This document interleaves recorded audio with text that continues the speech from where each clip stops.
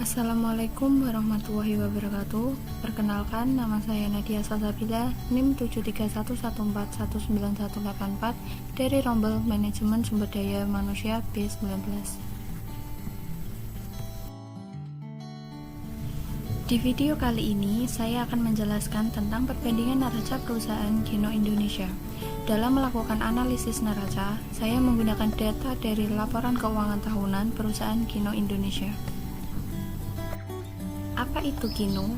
Kino adalah perusahaan yang didirikan pada tanggal 24 Oktober tahun 1991 oleh Bapak Hari Sanusi. Sebelumnya, perusahaan ini bernama Duta Lestari Sentraltama atau disingkat sebagai DLS.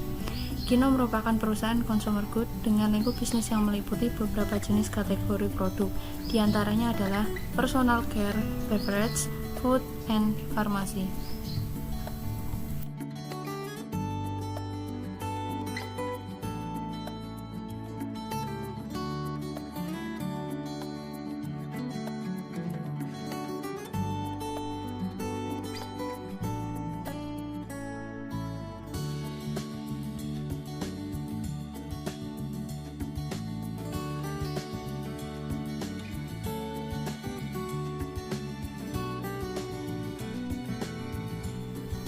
Kita bisa dengan mudah menemukan produk-produk dari Kino Indonesia di berbagai supermarket seperti Ellipse, Cap Panda, Cap Kaki Tiga, Painter, Maskulin, dan lain sebagainya. Berikut ini adalah analisa perbandingan dari PT Kino Indonesia pada 31 Desember 2019 dan 2020. Pada aktiva lancar, terjadi penurunan pada kas dan bank sebesar minus 31,26% dan kenaikan piutang sebesar 4,29%. Lalu, pada piutang lainnya terjadi kenaikan sebesar 162,13%. Dan pada persediaan barang dagangan mengalami kenaikan sebesar 25,27%. Pada jumlah aktiva lancar, terdapat kenaikan sebesar 9,73% dan pada aktiva tetap bersih mengalami kenaikan sebesar 14,08%. Dan total aktiva terdapat kenaikan sebesar 11,92%. Dari diagram ini bisa terlihat bahwa total aset telah mengalami kenaikan pada tahun 2020.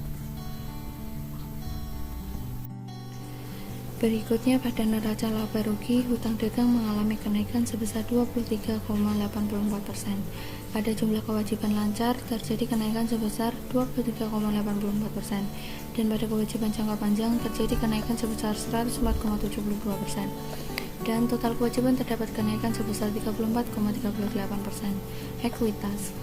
Pada modal saham biasa, Kino Indonesia mengalami penurunan sebesar minus 4,17%. Pada laba ditahan terjadi penurunan sebesar minus 19,24%. Total ekuitas menurun sebesar minus 4,65%. Dan pada total pasifa, Kino Indonesia mengalami kenaikan sebesar 11,92%.